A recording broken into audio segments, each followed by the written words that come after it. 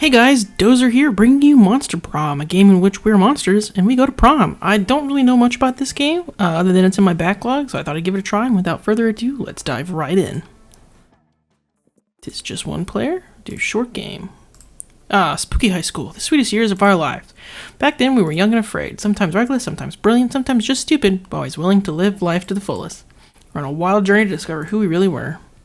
Dude, green? I hit the wrong button. I meant to hit this button. Alright.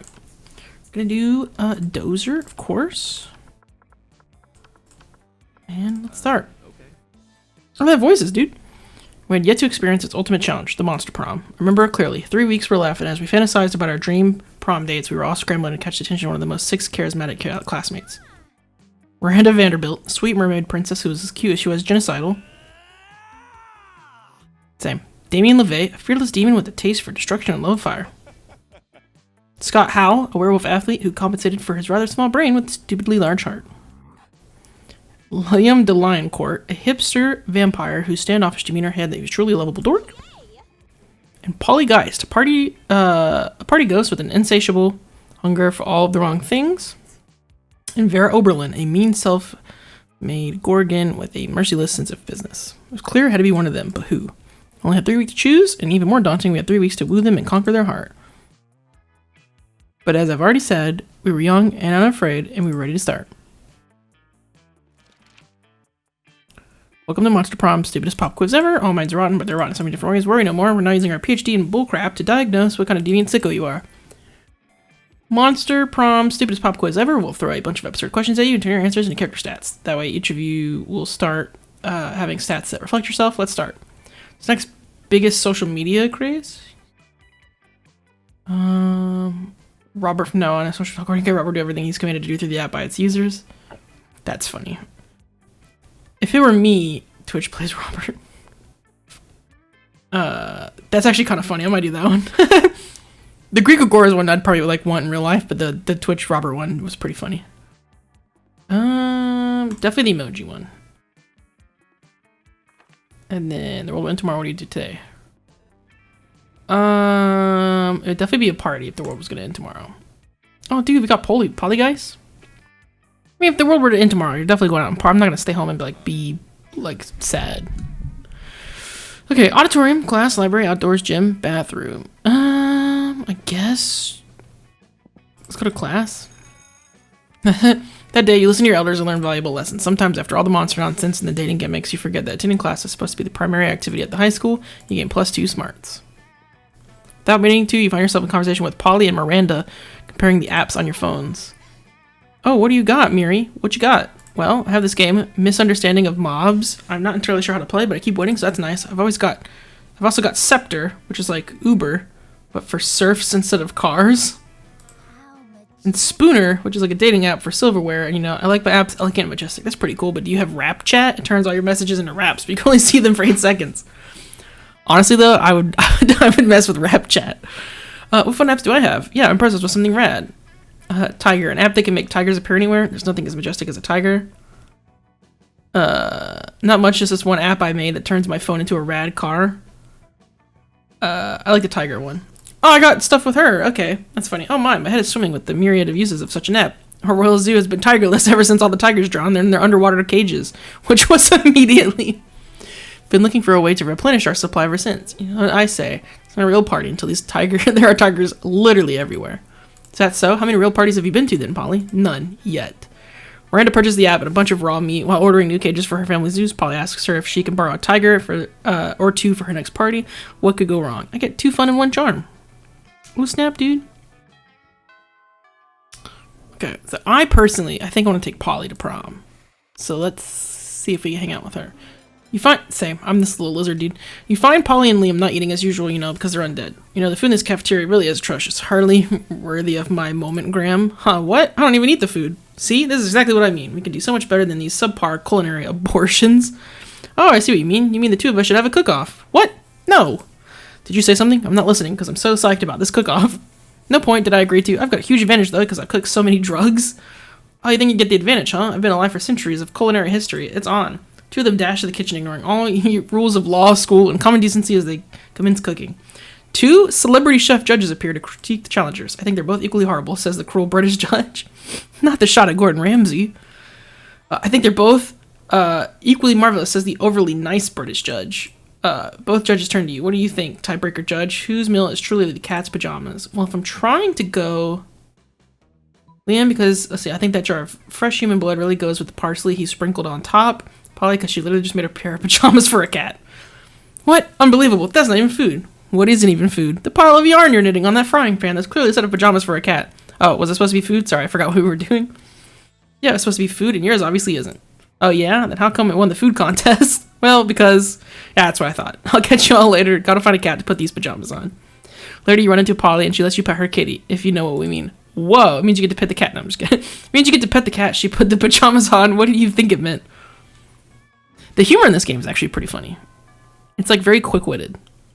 Okay. Who is this person? I don't know. It's nighttime. Going to the bathrooms. That day you skip class and just hang out in the bathrooms because you respect no authority. I guess some people just want to watch their world burn. By skipping class and hanging out in the bathrooms, you give +0 shits, but you gain 2 boldness. After eavesdropping on Miranda and Polly, waiting for the perfect moment to mention your influx of online followers when... Who's this dude? He's like a spaceman. Never fear, my ladies. You need not fight over me. Him again. As royalty myself, I must say that even I find him to be... What's the term you used, Paulina? Extra AF. Friendships between 2 beautiful maidens shouldn't be soured as over one as handsome, rich, and humble as I, but worry not, my sweet summer salads. I have found the perfect solution to protect your feeble hearts. You shall both marry me. Dealt with male entitlement before, but this is official next level. Yes, an interdimensional level, as our collective wedding will be. Yeah, I'm not interested. You are hardly the first prince to seek my royal hand in courtship, and I don't see that you're bringing much to the table. Interdimensional table, and have the definition of... marriage material. You'll never find a better suitor. I have a castle. I can defeat anyone, anything. I'll show you. I'll fight him. Is the interdimensional prince pointing directly at you? Why is your life like this? I can defeat you at any challenge. Name your weapon and prepare to lose. Miranda and Polly are watching you closely. Maybe you can skew the prince's challenge to really impress one of them. Naked fencing with live weasels? That's kind of funny. Very well, if that's what you wish, then so be it. Both of you and the prince quickly undress, thus giving your respective weasels amply fresh targets. Both grab the nearest live weasel and take the traditional weasel fighting stance. On the count of 100, 1, 2, just go! Normally, the interdimensional prince's years and years of royal swordplay training would have you defeated in seconds. Fighting with mustelids as a weasel is a different color. You defeated opponents with polecats, ferrets, and minks, and the prince is no exception. You leave him staggering and bleeding from many tiny bite marks across his naked body. He then put his clothes back on in a defeated demeanor, basically because we have no model of him naked. Curse you, cat snake. Your long, furry body and sharp little teeth and adorable and painful. Yes, wild, I love weasel fencing. You're pretty cool, Dozer. Look at that. With that, the prince disappears, leaving you and your weasel to hit on your fellow high schoolers in peace. You gain 2 charm and 1 fun. So, like, is there gonna be, like a limit that I have to reach? I don't know what. Okay, library. Oh, snap, dude. Let's see. That day, you spend some time on the library's PCs managing your start kicker. You deceive lots of people with sensationalist video and impossible promises. Nice. You gain plus 1,000 money, but almost everything goes to cover costs, and you keep plus 2 money. Well, darn. You're messing around on your cell phone when you see a couple of your classmates messing around on their cell phones too, but louder with more aggravation. Polina, this is an instruction... Oh, he's got like green pants now, dude. Polina, this is an institution of learning, and I'm finding it increasingly difficult to concentrate with you making tigers appear everywhere constantly. He'll soon overrun the school. I find it simply apparent the amount of money you're funneling into Tiger when an app advertises itself as free, but then gets you addicted and causes you to end up paying more and more money. 99 monies at a time, that's just awesome. Exploitive of the weak-willed. I love exploiting the weak-willed, but I prefer when you do it with me. What's your special about Tiger anyway, that you're blowing all your money on it rather than investing in our schemes? Where to begin? The premium features are dope. You can design the stripes on your tigers, print custom colors, pick whisker size and strength. You can find out whether or not your tiger has super liked your profile and what pictures it's favorited. So it's like Tinder, but tigers? I don't know. Don't get me wrong, it's not that I necessarily want to date a little actual tiger. I just want to know if they're little actual tigers that want to date me, as they should. You must realize how insane that sounds. I mean, hearing it out loud, it does sound pretty whack. Plus, if the tigers get hungry and start eating people, and honestly, it's shocking they haven't done that already, we won't have anyone to rip off. Right, because the tigers will be ripping their arms and legs off. Good point. I'll just delete the app and get rid of the tigers. There, deleted. And yet, there are tigers here, tigers everywhere, tigers. Huh. Wonder why that didn't work. Maybe because getting rid of the downloadable content on a phone is no way destroys living flesh and blood beings in the real world. But you know what might actually work? Have Coach talk to them. He's a tiger, right? Or like a tiger adjacent something. For every tiger in the school, release 3 anteaters. That seems like the most chaotic thing that we could do, and I'm here for that. Brilliant solution. I happen to have an anteater supplier that brings me fresh anteater eggs. Do anteaters come from eggs? They're mammals. I don't think they come from... I'm not even gonna touch that. One of the finer and more obscure delicacies of the world. I'm sure you bring some by the school. And you're sure that anteaters don't lay eggs. Someone has been exploiting Liam. Since it's benefiting you in this case, you might as well let it slide. Before leaving... Liam's anteater egg dealer shown up with a veritable army of anteaters. The anteaters go through every corridor and corner of the school, driving out the tigers wherever they may hide, with their long tongues, poor eyesight, and penchant for eating termites, all of which tigers hate. Duh, didn't you know that about tigers? The anteaters are also generally useful around school, eating all of the insects that the crazy Martin, the werebear janitor, doesn't have time to get rid of since he's always busy dealing with your your antics. And he's left with very little time to actually perform maintenance on the school. Damn, these anteaters are awesome. You go, girl. Get those insects. Clean those cobwebs. Chase those tigers. You know, Polly, enough people have downloaded Tiger. I bet as the fad dies, there's going to be a lot of people looking to get rid of the app and their tigers. I think I know where you're going with this. Good. We should re-download Tiger and start a second round of the app's popularity. Polly, no. This is not what we should be spending our money on. We need to make our own Tiger-style app, which allows you to rent anteaters to get rid of any ants, termites, or tigers that might have lying around. Hell yeah, that's way better than my idea. We can call it Yanteater. And remember to advertise that the eggs are also rare and delicious. Sure, Liam. Whatever the tigers are gone and everyone liked your solution, you get +2 fun from watching predators flee from insectivores, and you get 1 plus money since Molly bought the anteater idea from you. Perfect. Week 2. Dude, it's lunchtime. Now we're just chilling. Sure. Okay, let's hang out with Polly, dude. Strange, you could have sworn Polly and Damien were at the table when you picked it. Psst, hey loser, down here, it's us. Polly and Damien. Hiding out at this table for totally innocent reasons. First row sounds from the door of the cafeteria. Crazy Martin and the werebear janitor is here and he's looking for someone. Oh shit, he's here. Why is he after us anyway? I think what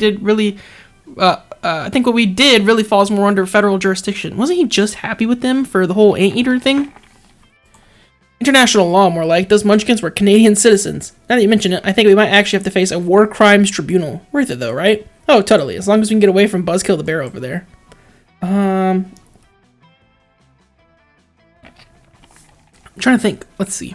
Hide in the ghost zone. You know that special alternative dimension only ghosts can use? But I can't hide in the ghost zone. I'm not a ghost. I guess you should have thought of that before you spent all that time being alive, huh? Being alive isn't a choice. Whoa, okay. I don't have time to sit here and argue about pro-life or pro-choice with you, my dude. See you in the ghost zone. No, you won't. You can't follow Polly into the ghost zone, but from the way she winks at you before crossing over, it looks like you're one step closer to the bone zone. That's really funny.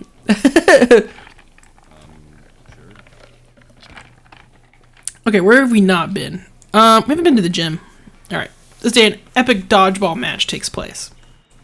Everything seems lost, but you deliver an inspirational speech that fuels your team's spirits, leading to a spectacular comeback. You're clearly a natural born leader, gain +2 charm. I have really high charm. There's Polly starting her phone with an uncharacteristic intensity. She usually looks much happier, sorting through... Oh, okay. Better investigate.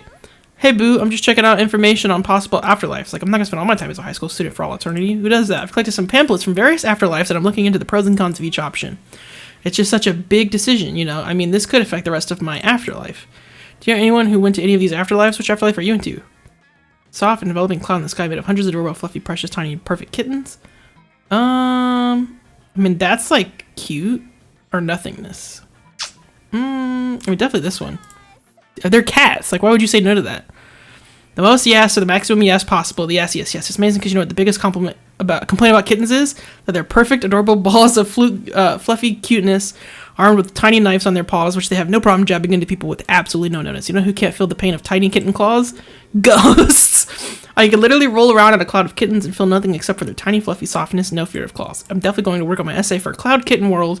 Maybe something along the line of, why I deserve to snuggle cats? Because of that one time I pity smashed a werepanther. Maybe I can get you to write a letter of recommendation? Fingers and tiny fur paws crossed that I get in and hope to see you there one day. She'd probably just say she hopes that you die. Well, if it's to reunite with her, I guess that's probably fine. Aren't you just dying to take her to Monster Prom? You gain the terrible joke tease later when recounting the story, as well as 2 creativity and 1 charm. Dude, my charm is through the roof. Charming as hell. Okay, I'm trying to think of... I don't know who this, like, person is. Let's go to the library. Who is this?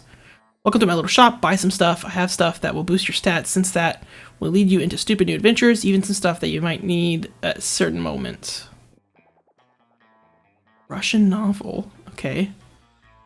So I have some glasses. Hype station. So I could hire a PR agent, a fake tattoo, the gift that keeps on giving, a Russian novel with an insightful approach to universal matters such as love and death, motivational poster. I'll take the glasses. Like, why not? I hadn't been to the shop yet. I didn't even know what that was. That's why I was like, let me go check this out. I could also go hang out with them. You arrive at the chosen table to find Damien dejectedly hefting a ball of mashed potatoes while Polly sadly passes her hand through the same. Seriously, what do we have to do to get a food fight started in the cafeteria? I honestly don't know. I tried throwing potatoes at people and yelling food fight, but I think everyone's too scared of fighting me back. And I can't throw any food because of my stupid ghost hands. Plates, mirrors, antique furniture? Sure, but not food. There's gotta be a way to provoke a food war. My dad's always telling me to be more political, but if we're not political, your strength is hitting things. And my strength is being unbelievably hot all the time. Unbelievably hot? That's it. We'll set the cafeteria on fire. Wait, no, that's not a solution. That's just arson. Why do I always jump straight to arson? It's hard to watch them struggle through this themselves, so you step in with the idea of your own. Just fought over scarce resources, steal everybody's food, and put it in a pile. I would say this one. I mean, because then you could like steal, yeah, you could just steal everyone's food.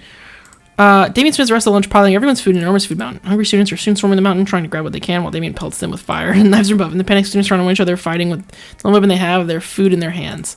Food fight, food fight. I think a fight like this is how I died. The casualties are beyond counting, but no one will be forgetting that the food fight anytime soon. I'll have to see if I can go to prom with her, dude. I don't know. So we've been to the gym, we've been to the bathroom, we haven't been to the auditorium or outdoors. So, auditorium. Same. That day while rehearsing for the class play, it's as though your muscles themselves had descended to give you a figurative... I'm not even gonna start that. Your performance is so intense and inspiring, it'll be remembered for generations, which is pretty rad by high school play standards. You gain 2 creativity. Oh my god, did you hear? They finally invented a tattoo gun that works on ghosts. I'm totally gonna get one as soon as school lets out. Oh shit, we should definitely get matching tattoos. You want it? Of course you do. What are you responsible? The important question is, what kind of tattoo do I get? Tara texted in Necronomicon. You be the first half and I'll be the second. Knuckle tats, you get party. Party, I guess? So I guess, like, knuckle tats? That'd be kind of funny. That's definitely not it. What? That's what it spells, right? I mean, it could be wrong. Whatever C group of letters, I always assume it spells either sex or LSD. And a knuckle tattoo is obviously longer than 3 letters, so sex it is. Let's see. You start to explain that sex is the same length as LSD. Polly presses a finger to your lips. Shh, my little dumplet. If you play your cards right, I'll show you just how long sex can really be. Oh. Oh, that's funny. She does show you. It turns out you can be as long as you want if you keep adding X to the end. You gain +2 fun and 1 creativity. Alright, here it is. Who am I going to ask to prom? Dude, Polly, of course. Let's see what happens. Sure. You finally pluck up the courage and ask your beloved to go to Monster Prom with you. Wow, not a chance in the world. Pro-life choices is how I died, so I can tell poor afterlife's choice when I see one. And boo, you're a big one. Boo. Alright, well. For the right to marry my own hand. Yay. That kind of sucks. I mean, it happens. There's oh my goodness. There's 1,514 outcomes. Okay, well, we'll have to play this again. Those 3 weeks were maybe the most epic and absurd weeks of our lives. After the Monster Prom, we kept on living our lives, falling in love, battling for friendships, and learning about who we were and who we could be. You know what? Like it always does, life happened, and it was wonderful. Polly graduated from doing lots of... I'm not even gonna... And now she appears to be hallucinating people and acts as their spirit animal. Scott became an athlete not long ago. He won a prestigious national award for being the best at doing sports. Miranda started a nonprofit to help countries without a monarchy, because all countries should have the right to be graciously ruled by the murdered kind. For those 3 weeks, the Monster Prom seemed larger than life, and then it was gone, just like that. The battle for Monster Prom might have ended then, but there you were, plenty of battles left in that war that they called youth. But once again, we were young and unafraid, and we were ready to start. Boom, dude. Oh, and it's like a teen movie end credit thing. Oh, I love that.